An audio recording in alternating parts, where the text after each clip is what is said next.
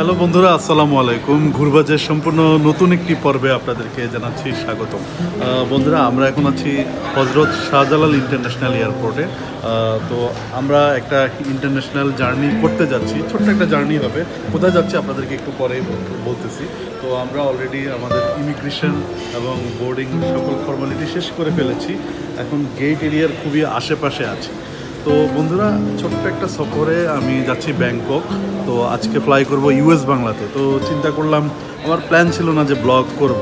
তো চিন্তা করলাম যেহেতু ইউএস বাংলাতে যাচ্ছি আর আমার ভিউয়ার্সরা সবসময় নতুন নতুন ভিডিওর জন্য অপেক্ষা করে, তো দ্যাট একটা ছোট্ট ভিডিও হয়ে যাক, সেই ভাবনা থেকে আমি ভিডিওটা শুরু করলাম।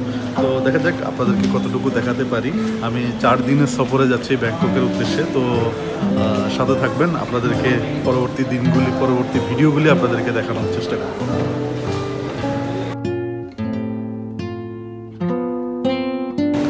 তো বন্ধুরা, সব ফর্মালিটি শেষ করে এখন যাচ্ছি গেট এরিয়াতে। গেট নাম্বার পড়েছে 11A। যাচ্ছি ইউএস বাংলায়, আগেও বলেছি। তো আমরা গেটের দিকে যাচ্ছি, আর এই পথটা দিয়ে হেঁটে যেতে বরাবরই আমার খুব ভালো লাগে। তো যাচ্ছি সেই ভালো লাগার জায়গাটা দিয়ে। অনেক মানুষের স্বপ্ন পূরণ হয় এই রাস্তাটা দিয়ে হেঁটে গিয়ে। যাই হোক, সে আলোচনা পর একসময় কখনো করব। আগে সিকিউরিটি চেকটা শেষ করি। বন্ধুরা, আমাদের গেট নাম্বার 11A। তো আমরা সেদিকটাতে হেঁটে যাচ্ছি। আজকে আমরা ফ্লাই করছি ইউএস বাংলার সাথে। তো আনফর্চুনেটলি আমরা বোর্ডিং ব্রিজ পাইনি। তো প্লেনের কর্মীরা আমাদেরকে নিচে নিয়ে যাচ্ছে, আর সেখানে এই যে দেখছেন ইউএস বাংলার ব্র্যান্ডিং করে একটা শাটল বাস দাঁড়িয়ে আছে, আর এই বাসে করে আমাদেরকে নিয়ে যাওয়া হবে এয়ারক্রাফটের কাছাকাছি। যেসব প্লেনগুলি বোর্ডিং ব্রিজ পায় না, সেসব প্লেনের যাত্রীদেরকে এরকম একটা শাটল বাসে করে দূরে যেখানে প্লেনটি রাখা থাকে সেখানে নিয়ে যাওয়া হয়। তো আমাদের বাসটি অলরেডি সেখানে চলে এসেছে। আপনারা দেখছেন সবাই উঠছে, আর প্লেনের একজন কর্মী সবার টিকিট চেক করে নিচ্ছে। তো বন্ধুরা, বিসমিল্লাহ পড়ে উঠে গেলাম এয়ারক্রাফটে। আমার সিটটা অনেক পেছনে পড়েছে, তাই একদম শেষের দিকে হেঁটে যাচ্ছি। তো আজকে ফ্লাই করছি ইউএস বাংলাতে, আর ইউএস বাংলার এই ফ্লাইটটি হচ্ছে বোয়িংয়ের 737-800 মডেলের। তো বন্ধুরা, সব প্যাসেঞ্জাররা উঠে গিয়েছে, প্লেনটা আস্তে আস্তে চলা শুরু করে দিয়েছে।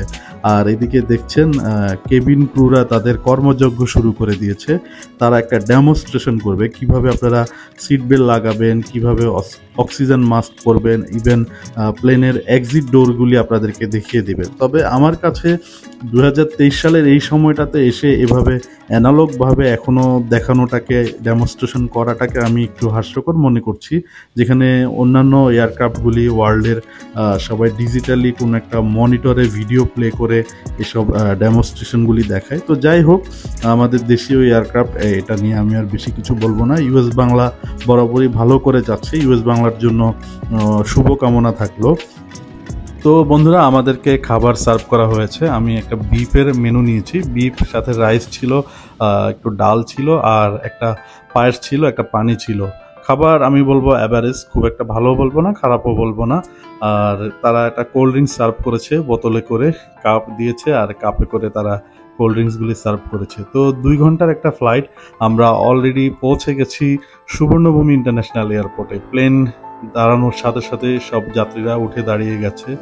সবার কেবিন ব্যাগগুলি, যার যার পার্সোনাল যেসব বিলঙ্গেসগুলি আছে সেগুলি সবাই নিয়ে নামার প্রস্তুতি। আমিও নেমে যাচ্ছি, দেখছেন আপনারা। তো বন্ধুরা, সুবর্ণভূমি ইন্টারন্যাশনাল এয়ারপোর্ট কিন্তু অনেক বড় একটি এয়ারপোর্ট, এখানে অনেক হাঁটতে হয়। তো দেখছেন আমার সামনে আমাদের প্লেনের পাইলট সাহেবরা হেঁটে যাচ্ছে, আমি তাদের পেছন দিয়ে যাচ্ছি। তো বন্ধুরা, অনেক হাঁটার প্রস্তুতি নিয়ে আমিও সামনে ইমিগ্রেশনের দিকে যাচ্ছি। একটা ওয়াকিং ওয়ে, এগুলাতে হেঁটে গেলে একটু পরিশ্রমটা কম হয়। তো এটা হচ্ছে সুবর্ণভূমি ইন্টারন্যাশনাল এয়ারপোর্টের ব্যাগেজ এরিয়া।